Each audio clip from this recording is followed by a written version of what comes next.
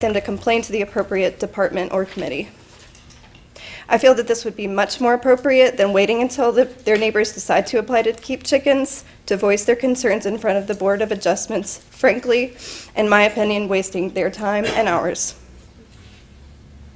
If either of my complaining neighbors would have come to us personally, my husband or I would have been able to address their concerns directly, made changes where appropriate, and told them the plans that we have for the materials on our property that may be considered unsightly. We have had cardboard boxes and mulch on our property since I began collecting them last spring. We've used some of them, and we are planning on using the rest as sheet mulch in the spring of this year. Some of the plants were dead on our front porch last August because, frankly, a lot of people's plants were dead in August, the hottest, driest part of the year. Obviously, there is not a climate of neighborliness on this portion of Adams Street. Some neighbors build up resentments and choose not to communicate concerns with their neighbors personally. Unfortunately, I feel I must admit that my husband and I are a party to perpetuating this non-communication as well. For instance, a few months ago, at the beginning of the summer, I looked out of my bedroom window to see a line of mulch snaking through the middle of our yard. It was not mulch that we had put there, and it didn't look like our mulch. As I investigated further, I found that the pool in the yard next to us at 124 Adams Street had a large gash in it and was completely empty. Our neighbor's pool had ruptured, and the entirety of its contents, thousands of gallons of chemical-treated water, had gushed into our backyard, flooding our new raspberry bushes, our baby pawpaw tree, and washing gallons of our neighbor's mulch into our yard. We still have had no acknowledgement or apology for this incident and no attempt to remedy the situation. Of course, accidents happen. Thankfully, no permanent damage was done, and ultimately, my husband and I decided to let it go. Simply stated, I do not believe that it should be up to my neighbors whether I have a chicken coop if it conforms to the standards and the requirements put into place by the pertinent ordinance. Just as I don't have any control whether a neighbor decides to put a pool on their property, even though at any point the whole pool can flood into my yard, my neighbors shouldn't have control over whether I choose to build a chicken coop on mine, as long as that coop conforms to the appropriate codes and standards. They shouldn't be able to make that decision just because their family used to own our property, just because our yard doesn't live up to their aesthetic expectations, nor just because they think there's not enough room for a coop. I'd like to close with a Bible verse that probably everyone in the room is familiar with. It's in the book of Mark, chapter 12. In this chapter, someone asked Jesus, of all the commandments, which is the most important? And Jesus answers, the most important one is this: the Lord, our God, the Lord is one. Love the Lord your God with all your heart, and with all your soul, and with all your mind, and with all your strength. The second is this: love your neighbor as yourself. There is no commandment greater than these. Thank you for your time.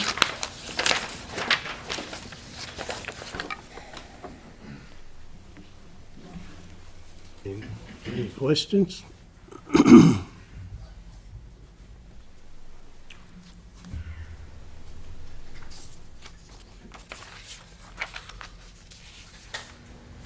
This building that you're proposing, that will be a permanent building? Yes. What kind of flooring you have on it? There's not going to be a floor. We're going to be using straw as bedding for the chickens, and that will be changed out regularly, as I said in my statement, as often as needed. What kind of roof? A tin roof. And specifically, we're going to make sure that the drainage drains away from the actual run, because in our experience, that's where most of the smell from chickens comes from, is from stagnant water in their pen. I think it would be easier to clean if you had a floor in it. It may be. Every time that we have had chickens, Easier upkeep. every time that we have had chickens, this is how we have cared for them. And there's been no foul smell. Well, because one of the things is the excretion and the like from the chickens and the like can gather up and not be, if you don't control it, I don't it's know. smelly. I don't know if anyone. Nitrate and the like in the air will last there a long time. I don't know of anyone that has chickens in town that has a floor on their run. There's a floor on the I think coop. there's several of them. There's a floor on the coop, but there's no floor on the run.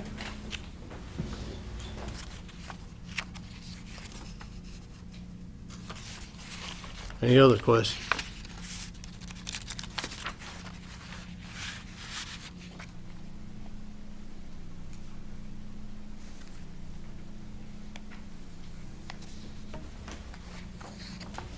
If you look at the picture, there's I'm a looking floor at it. on the coop and not on the run. Well, that's what I'm saying, On the coop, not on the run, Not yes. on the There run. will be a floor, yes. I Okay. misunderstood your question. No, I was talking about the building, not the area around it. Okay, there will be A floor, a floor, yes. not a chicken wire floor. No. Okay.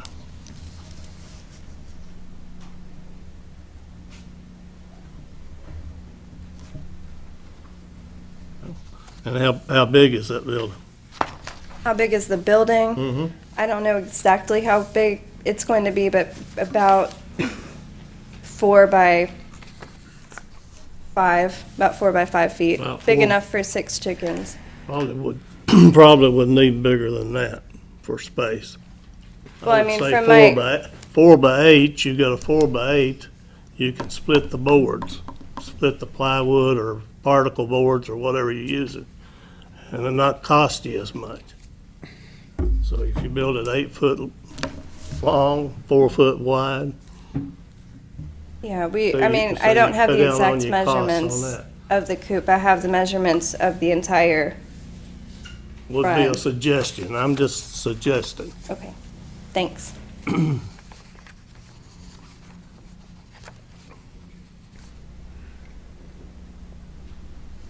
Ms. Drake, you have anything? Not right now. Mr. Dollins? Not at this point, no. Okay. Do we have property owners that,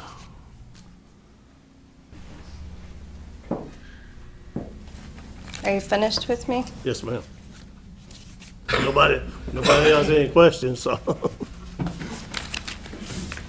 Okay, you're probably familiar. I'm Colette Ingram. I'm the sister of Kenny Rowlett, the property owner of 128 Adams Street. And you should have a letter that Kenny sent stating that he couldn't be here for a variety of reasons. Work, he is a caregiver to his daughter that suffered a massive stroke in August. He helps with that, her and her children, so getting the information kind of late, it was impossible to make arrangements. However, Kenny asked me to come here again tonight to be his representative.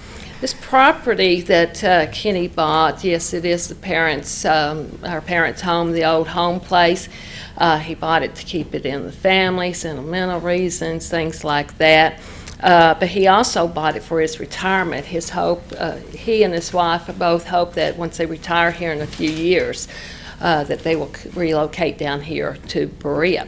Until that time, Kenny was looking at using it for rental property, you know, trying to get some income in. What the delay has been a lot on that is doing repairs.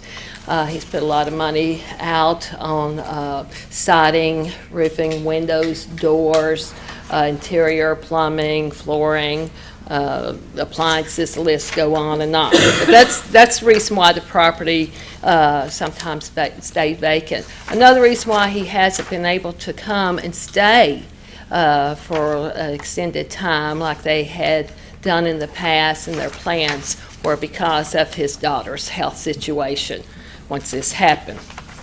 I also want it to be known that Kenny has given me an option to purchase the property at 128 Adams Street.